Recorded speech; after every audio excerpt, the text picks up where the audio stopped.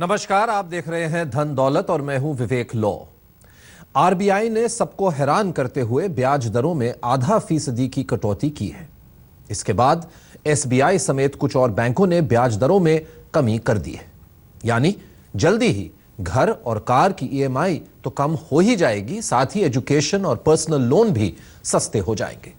इस कटौती से सबसे ज्यादा राहत रियल एस्टेट सेक्टर को मिली है। फेस्टिव सीजन में ग्राहकों को लुभाने के लिए यह सेक्टर तोहफों की बरसात करने को तैयार है। ऐसे में क्या आपको यहां पर दांव लगाना चाहिए?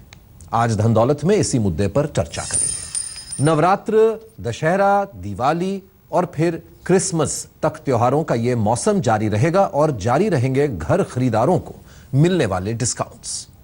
सवाल उठता है कि क्या इस दौरान वाकई में किसी तरह का डिस्काउंट मिलता है या फिर ग्राहकों को लुभाने के लिए यह महज एक डेवलपर्स की एक चाल होती है। घर खरीदने के लिए क्या डिस्काउंट ही अकेला पैमाना है?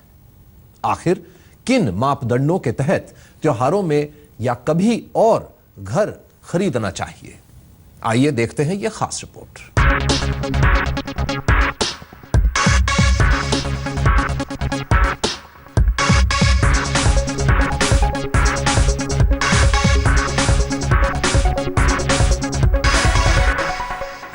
Real estate sector festive season का फायदा उठाने के लिए गिफ्ट्स की बौछार करने को तैयार है। आप भी घर खरीदने के इस मौके को भुना सकते हैं और बेहतरीन डील हासिल कर सकते हैं। देखिए, फेस्टिव सीजन जो होता है सेंटिमेंट लोगों के ऑस्पिशियस टाइम होता है। उसमें लोग चाहते हैं कि हम अपना घर बुक कराएं। एक रेस्पेक्ट है उनका, वो चाहते हैं कि कहीं भी हम लोग छोटी छोटी चीज़ भी खरीदते हैं तो लोग चाहते हैं कि कोई डिस्काउंट मिल जाए, कुछ फैसिलिटी मिल जाए, कोई गिफ्ट मिल जाए। तो हम लोगों ने भी वो जो जैसे प्रत्येक साल चलाते हैं, इस वक्त भी कुछ गिफ्ट वाउचर्स उनको दे रहे हैं, कुछ फैसिलिटीज दे रहे हैं। बस ध्यान रखना है कि आप घर खरीदने जा रहे हैं, कोई गिफ्ट खरीदने नहीं। समझदार ग्राहकों के लिए डिस्काउंट नहीं, एक अच्छी डील घर खरीदने का पैमाना होना चाहिए। देखिए, समय सही या गलत मैं नहीं समझता कुछ फेस्टिव सीजन को लेके होता है। सही समय वो है जब आपको एक अच्छा प्रोडक्ट, एक अच्छा प्रोजेक्ट में एंट्री मिल रही है। जो डेवलपर है वो जो प्रॉमिस कर रहा है उसको आपने अच्छे से समझ लिया है, प्रोजेक्ट की जो इम्प्लीमेंटेशन है उसको देख लिया है, सारे जो अप्रूवल्स हैं वो देख लिए हैं। तो पहली जो आपकी स्टेप होती है वो ये कि आप वो डिलिजेंस पूरा अच्छे से करें। फेस्टिव सीजन बेहतर सेंटिमेंट्स को भुनाने का जरिया है। एक रिपोर्ट के मुताबिक साल की दूसरी छमाही यानी जब दिवाली, दशहरा, क्रिसमस आते हैं और पहली छमाही जब कोई खास त्योहार नहीं होते, दोनों छमाही में घरों की बिक्री अमूमन बराबर होती है। रिपोर्ट के मुताबिक 2010 से 2014 के बीच पहली तिमाही यानी जनवरी से मार्च में सबसे ज्यादा 27% घरों की बिक्री हुई। साल की आखिरी तिमाही यानी अक्टूबर से दिसंबर के दरमियान घरों की बिक्री का आंकड़ा 25% रहा है। यानी फेस्टिव सीजन में ग्राहकों के हाथ अकेले डिस्काउंट के बूते कुछ नहीं आने वाला। घरों की कीमतें अपने न्यूनतम स्तर पर चल रही हैं और उनमें किसी तरह की कटौती करना अब मुमकिन नहीं है। पिछले 2 फेस्टिव सीजन फ्लॉप जाने के बाद इस साल तो ज्यादातर डेवलपर्स अपने मार्केटिंग कॉस्ट में 10 से 20% तक कटौती करने को तैयार हैं। डेवलपर्स का भी कहना है कि अब केवल स्कीम्स के नाम बदलकर ग्राहकों को लुभाने की कोशिश की जा रही है। देखिए, आजकल आप देख रहे होंगे बहुत सारी स्कीमें आ रही हैं। जब स्कीमें आती हैं, जो कंपनीज हैं नई नई स्कीम लेके आती है, तो इसका मतलब उनकी प्रॉब्लम है, तभी वो नई स्कीम लेके आ रहे हैं। इसलिए जो मार्केट और जब स्कीमें आती रहती हैं तो इसका ये मतलब नहीं कि और नई नई स्कीमें आएंगी या रेट गिरेगा। लेकिन आप पिछले 2-3 महीने से देख रहे हो रेट नहीं गिर रहा है, स्कीम आ रही हैं। लेकिन जब आप उसको फ्लैट को कैलकुलेट करोगे, पूरे फ्लैट को कैलकुलेट करेंगे, तो जो आप 2 महीने पहले ले रहे थे आज भी वही रेट है। कीमतों में कटौती हुए बगैर रियल एस्टेट के हालात बदलने आसान नहीं है। आरबीआई की एक हालिया रिपोर्ट के मुताबिक घरों के दाम इतने ज्यादा हैं कि ग्राहकों के लिए उन्हें खरीदना मुश्किल होता जा रहा है। देश भर में लगातार बिना बिके मकानों की गिनती बढ़ती जा रही है और नए लॉन्च घटते जा रहे हैं। देश में 4 साल तक घर बेचने लायक स्टॉक है और डेवलपर्स आरबीआई से तो उम्मीद करते हैं कि वो रेट कट करे, लेकिन खुद दाम घटाने को तैयार नहीं है। 8 शहरों में बिना बिके घरों की तादाद 7 लाख तक पहुंच गई है। ऐसे में फ्रीबीज डील खत्म करने में मददगार तो हो सकते हैं, लेकिन आखिर में लोग क्वालिटी, लोकेशन, सुविधाओं को देखकर ही घर खरीदते हैं। आदित्य केराना, दिल्ली, आज तक। इस रिपोर्ट के जरिए आपने देखा कि आप कैसे डिस्काउंट्स के साथ घर खरीद सकते हैं और क्या निवेश के लिए प्रॉपर्टी में पैसा लगाने का यह सही वक्त है। इन्हीं सब मुद्दों पर बात करने के लिए हमारे साथ हैं नाइट फ्रैंक के एग्जीक्यूटिव डायरेक्टर मुदस्सिर जैदी। बहुत बहुत धन्यवाद मुदस्सिर आने के लिए। ये बताइए पहले कि इस हफ्ते हमने देखा कि 50 बेसिस पॉइंट का कट किया आरबीआई ने, कुछ बैंक्स ने ऑलरेडी घटाना शुरू भी कर दिए हैं अपने दर। क्या ये काफ़ी होगा इस रियल एस्टेट सेक्टर की जो खस्ता हालत चल रही है 1-2 साल से, 3 साल से शायद, क्या ये काफ़ी होगा ये जो रेट कट हमने देखे? देखिए, मेरे ख्याल से अच्छी शुरुआत है।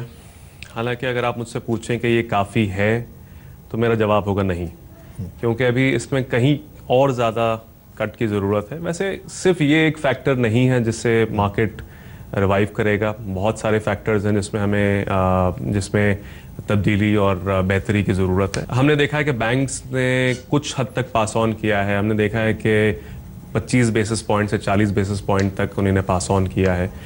तो अच्छी शुरुआत है इसमें, लेकिन मेरे हिसाब से तकरीबन और 50 बेसिस पॉइंट की ज़रूरत है। जब इतना होगा तब मेरे हिसाब से काफ़ी तेज़ी आएगी मार्केट में।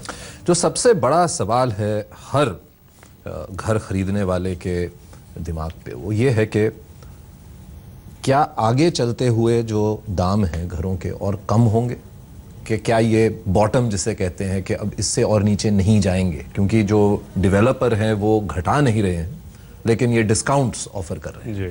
तो डिस्काउंट्स पर भी मैं आपसे चर्चा करूंगा कि किस तरह से एक ग्राहक को या निवेशक को देखना चाहिए इन डिस्काउंट्स को। लेकिन क्या आपको लगता है कि अगले कुछ महीनों में ये जो सेक्टर है रियल एस्टेट का, जो निवेश है, ये अभी थोड़ा ढीला ही रहेगा? देखिए, ओवरऑल रिकवरी, जहाँ तक डेटा हमारे पास है, हम जो देखते हैं तो रिकवरी शुरू हो चुकी है। हमारी रिपोर्ट आई थी जो जनवरी से जून तक का डेटा हमने एनालाइज किया है। ये डेटा जो है पिछले 6 माही से बेहतर आया है और जनरली ये देखा जाता है कि जो फेस्टिव सीज़न जिसे कहते हैं या त्यौहार का सीज़न कहते हैं, ये जुलाई से लेकर दिसंबर के बीच का जो 6 माही है उसमें आता है। और जनरली ये सेकंड हाफ जो होता है साल का, वो कहीं बेहतर होता है फर्स्ट हाफ से। लेकिन हमने जो पहले first half of the year का देखा, जैन से लेके जून तक का, ये पिछले 6 माही से बेहतर था, जिसका मतलब है कि फेस्टिव सीजन के मुकाबले जो फर्स्ट 6 मंथ्स थे वो बेहतर थे। एक्सपेक्टेशन ये है कि हम बेहतरी की तरफ एक्सपेक्ट कर रहे हैं। नंबर्स में रिकवरी दिखना शुरू हो गई है। इंक्वायरी नंबर्स जो हैं थोड़े बेहतर हैं, हालांकि पेस ऑफ रिकवरी अभी भी बहुत स्ट्रॉन्ग नहीं है। तो क्या आपको लगता है कि जो दाम है उनका बॉटम हो चुका है और इससे और नीचे जाने की उम्मीद नहीं है? हालांकि ज्यादा नीचे तो नहीं हुए हैं, लेकिन यह है कि स्थगित रहे, स्टेबल रही है। देखिए, अक्रॉस द बोर्ड जैसे कहा जाता है कि ओवरऑल प्राइसेस तो बहुत कम नहीं हुए हैं। जो हमने ओवरऑल प्राइसेस देखे हैं, इनफैक्ट पिछले 6 मंथ्स में, पिछले 6 महीने में उसके 6 महीने से के मुकाबले जो है इनफैक्ट 2 या 3% ऑन एन एवरेज लेवल बढ़े ही हैं। बट जैसे आपने कहा कि डिस्काउंट्स जो हैं और डील्स जो हैं डेफिनेटली आज की डेट में अवेलेबल हैं। मेरा ख्याल ये है कि डेफिनेटली प्राइसेस अब गिरना डेफिनेटली पॉसिबल नहीं है। पिछले साल भर से ये चल रहा है। इनफैक्ट काफ़ी सारे डेवलपर्स जो हैं कैश फ्लो के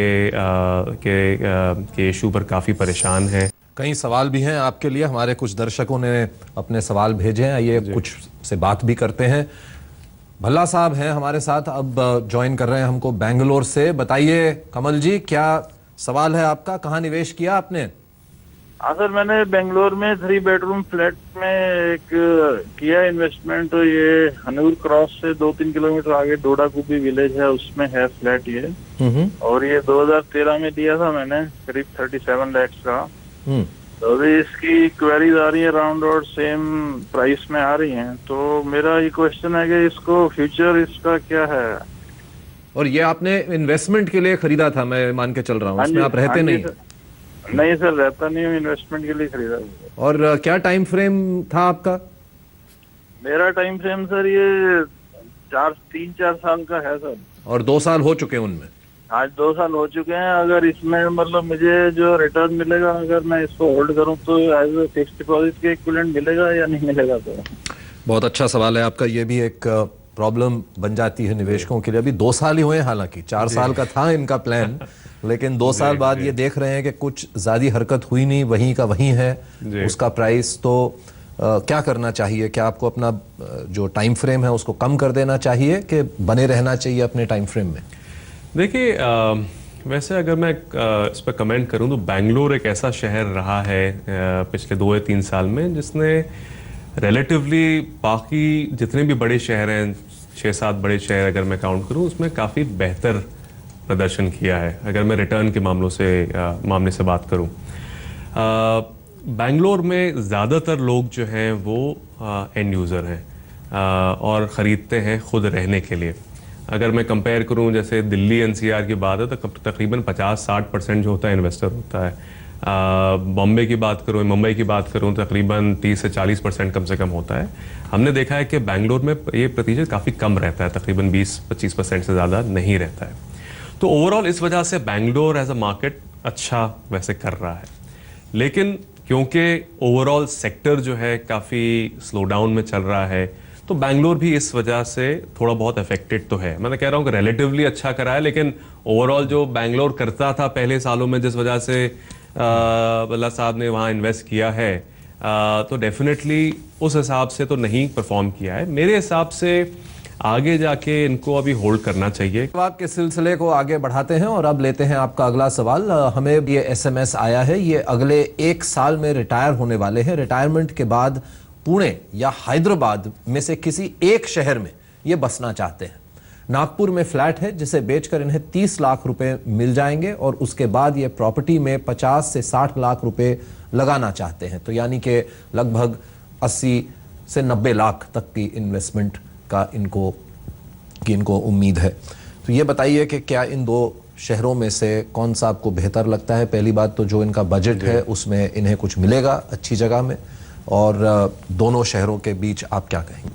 दोनों के बीच में मेरे हिसाब से पुणे ज़्यादा बेहतर वो रहेगा, ऑप्शन रहेगा। कई सारे पुणे में मेरे हिसाब से माइक्रो मार्केट हैं जहाँ पर इन्वेस्ट कर सकते हैं। वेस्टर्न पुणे काफ़ी अच्छा इलाका है, पिछले साल 1.5 साल में काफ़ी अच्छा वहाँ पर परफॉर्मेंस रहा है। हिंजेवाड़ी की तरफ का जो इलाका है वहाँ पर, अच्छा किसी भी आप इलाके को देखें तो वहाँ पर अगर प्राइसेस बढ़ने के या किसी भी एरिया को इस्टेब्लिश होने के लिए बहुत ज़रूरी होता है कि कुछ ना कुछ इकोनॉमिक ड्राइवर्स हो वहाँ पे। तो वेस्टर्न पुणे की तरफ मेरे हिसाब से काफ़ी IT का जो है चलन है और वहाँ काफ़ी लोग काम करते हैं, तो वहीं आसपास रहना चाहते हैं। जब लोग रहते हैं तो बाकी सारे सोशल इंफ्रास्ट्रक्चर आना शुरू हो जाता है। काफ़ी अच्छा कनेक्टेड है। ये रिटायरमेंट के तौर से देख रहे हैं तो मेरे हिसाब से नॉट जस्ट के कोई इस्टेब्लिश इलाका हो, ये एक इन्वेस्टमेंट के तौर से नहीं देखना चाह रहे हैं कि 3 साल 5 साल 10 साल बाद वो इस्टेब्लिश हो। अभी इलाका बेहतर होना चाहिए। तो ये मेरे हिसाब से इन इलाकों, हिंजेवाड़ी के आसपास के इलाके हैं जो वहाँ पर देख सकते हैं। बहुत बहुत धन्यवाद मुदस्सिर आने के लिए और हमारे दर्शकों के सवालों के जवाब देने के लिए और अपनी हमारे को एक्सपर्ट राय देने के लिए बहुत बहुत धन्यवाद।